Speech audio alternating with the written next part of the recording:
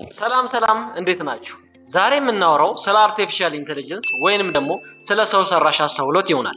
ሰው ሰራሽ አስተውሎት አመራርን፣ ውሳኔ ሰጭነትና ዲፕሎማሲን በዘመናዊ ዓለማችን እየቀረጸ ይገኛል። ስለዚህ አጭር ዘገባ ስለሚሆን አብራችሁን ተከታተሉን፣ የትም እንዳትሄዱ።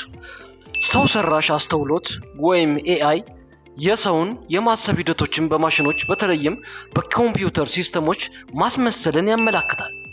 መማርን፣ ማመዛዘንን፣ ራስን ማረም እና ግንዛቤን ጨምሮ የተለያዩ ችሎታዎችን ያጠቃልላል። አርቲፊሻል ኢንተለጀንስ በሁለት መንገዶች ልናየውና ልንከፍለው እንችላለን። እነሱም ጠባቡና አጠቃላዩ ኤአይ በማለት።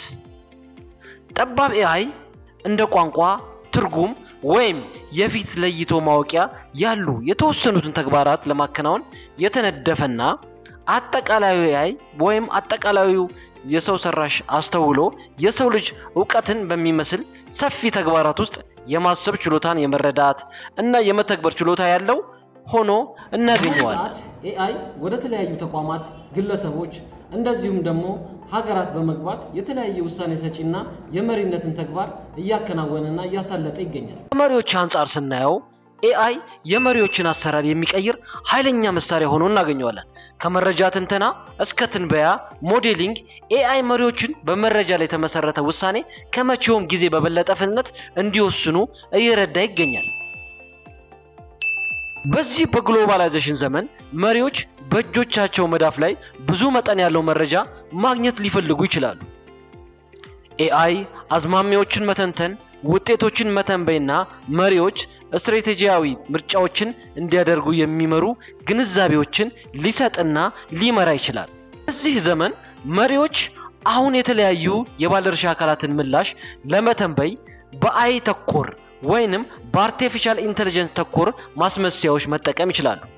ይህም የበለጠ ውጤታማና ግንኙነትን ከግጭት ነፃ ለማድረግ እየተሰራበት ይገኛል።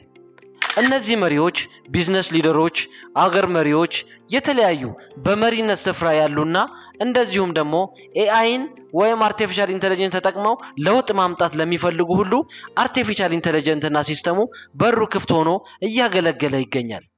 ሁሉም ረገድ የዛሬዎቹ መሪዎች በስነ ምግባርና በግላዊነት ላይ ያለው ተጽዕኖ በመረዳት አርቲፊሻል ኢንተለጀንስን ወይንም ደግሞ ሰዋዊ ተኮር አስተሳሰብን በኃላፊነት መጠቀም ይማራሉ።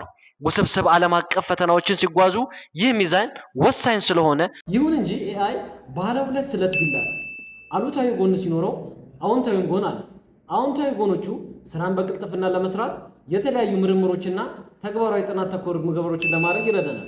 ከዚህ በተጨማሪ ግን ስራ መፈናቀል፣ የግላዊ ስጋቶች እንደዚሁም ደግሞ ዓለምን እስከ ወዲያኛው ሊቀይር የሚችል ውሳኔዎችን የሚሰጥ የተሳሳተ መረጃ ሊያቀብልና ዓለምን ሊያጠፋ የሚችል አደገኛ መሳሪያ ተደርጎ እየተወሰደ ይገኛል። ሰው ሰራሽ አስተውሎን በተለይ በታዳጊ ሀገሮች ላይ ስንቀበል በውስጡ ያለውን አንድምታ ማወቅ በጣም አስፈላጊ ነው። ጥቂቶችን ብቻ ሳይሆን ሁሉንም ሰው እንዲጠቅም ማረጋገጥ፣ ለስነ ምግባራዊ ልምምዶች እንዲውል መደገፍና ማስቻል አለብን። በመጨረሻም በአርቲፊሻል ኢንተለጀንስ ዘመን ውስጥ ውጤታማ አመራር ትብብርን፣ መተሳሰብና ቴክኖሎጂን ለበለጠ ጥቅም ለመጠቀም ቁርጠኝነትን ይጠይቃል። ይሄም ከመሪዎችና ከመንግስታት እንዲሁም ደግሞ ከህብረተሰቡ ይጠበቃል። ስለዚህ ለማጠቃለል ኤአይ የውሳኔ አሰጣጥን ያሻሽላል፣ ዲፕሎማሲን ይለውጣል እና መሪዎች ለመለማመድ ይሞክራሉ። የአመራር የወደፊት ዕጣ እዚህ ላይ አለ እና ይህን ቴክኖሎጂ የተደገፈ መሆን ይጠበቅበታል። ይህን ቴክኖሎጂ ማወቅና መጠቀም ግዴታ ይሆናል ማለት ነው። ስለዚህም መሪዎች ስንሆን እያንዳንዱን መሪነትን የሚጠይቁ ተግባራትን በማከናወን የራሳችንን ከቴክኖሎጂ ጋር ማሳደግና የአርቲፊሻል ኢንተለጀንስን ጥቅም መጠቀም ነገ የማይባል ስራ ነው። ይህ ቪዲዮ ከተመቻችሁ ላይክ፣ ቤቱ ከተመቻችሁ ፎሎ፣ እንደዚሁም ደግሞ ቪዲዮን ድጋሚ ለመጠቀም ካሰባችሁ ፌቨራይት ላይ አስቀምጡት።